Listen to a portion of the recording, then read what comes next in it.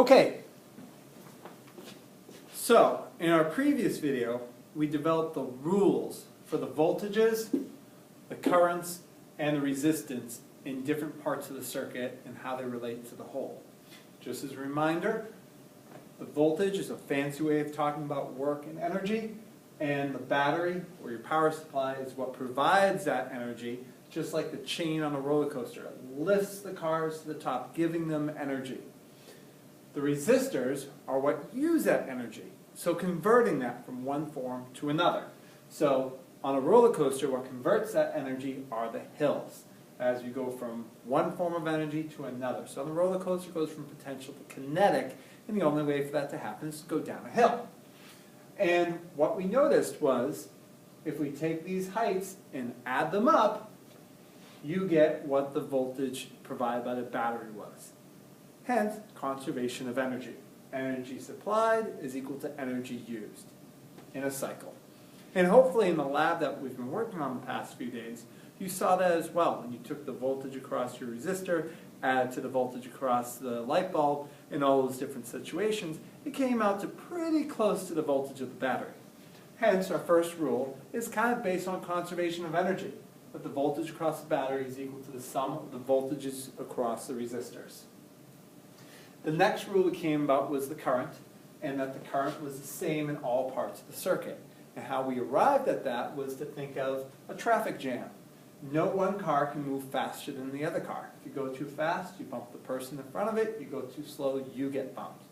So on average, even though some might go slightly faster, slightly slower, but on average, they all have to be going the same speed everywhere because there's so much traffic. Hence, the flow of charge through each part of the circuit is the same everywhere in our series circuit.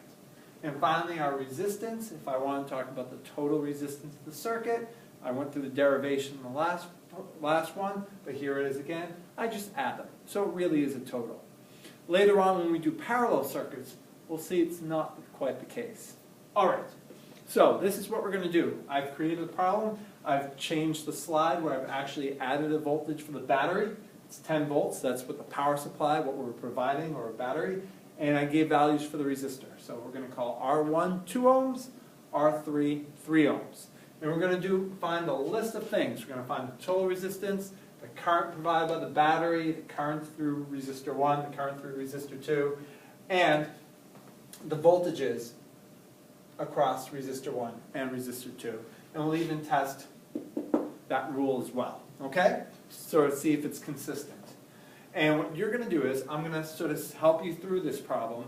I'm not going to totally do it out. You're going to do it out. And you're going to put your answers in the survey link provided right below. Okay? So you can put your answers on a separate piece of paper and then plug them into the survey. Or if you prefer, you can have two windows open at the same time. And I'm actually going to take these slides.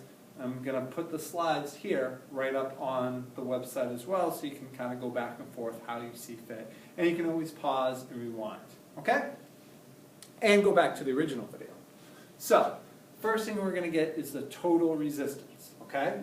So, we're going to use this expression here, that the total resistance is the sum of the individuals. So we've got a 2 ohm resistor and a 3 ohm resistor. Okay? So to get the total, we just add them.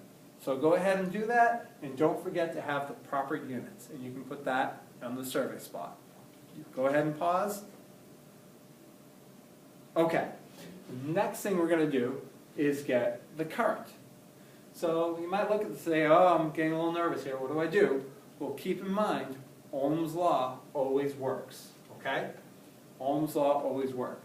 So in this case here, what we can say is, imagine this was one battery with one giant resistor.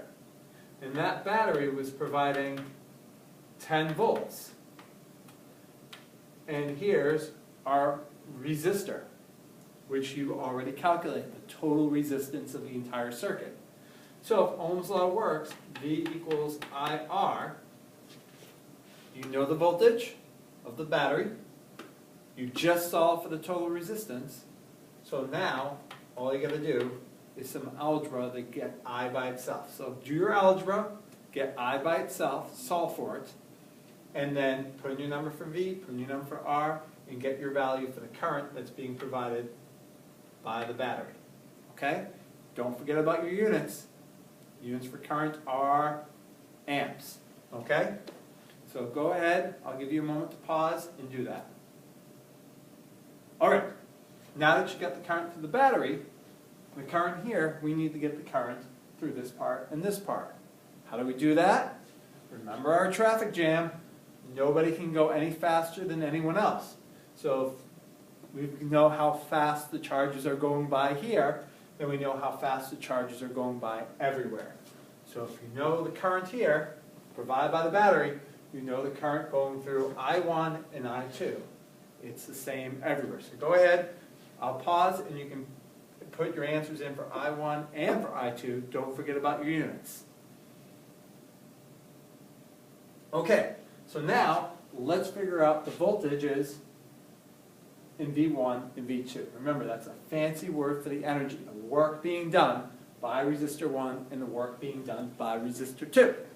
So how do we figure that out? Well, once again, Ohm's law works. So I can say that the work being done per unit charge, it's our fancy energy, by resistor 1 would be the current going through resistor 1 times resistor 1. So we take the current that you just solved for before, we already know it, and multiply it by the value of resistor 1, which is 2 ohms. So you take that current, multiply it by that resistance, and you get your V1. Okay? And then you repeat that same process for V2. So V2 would be I2, which we already know, times R2, which is given as 3 ohms. So go ahead, take a moment, I'll pause it and get the value of V1 and V2. Don't forget about the units for voltage, volts. Okay? Pause it and do those calculations for V1, V2, and put them in the survey. Okay, and the last thing we're going to do is we're going to do a little check. Right? We're going to check this guy here. So the energy provided by the battery per unit charge, that fancy way of talking about work, is it equal to the sum on these ends? This energy conserved. That's kind of what we based these rules on. So take your V1 that we just calculated, add it to your V2, and see if they add up to 10 volts. And that's one of the last questions on the survey. Okay? So see if it adds up and fill out the last question, and you've got your homework done. Great job, everyone, and don't forget you can pause, you can rewind, you can go back. These slides are on there as well, and you check things out one piece at a time. Okay? Good luck.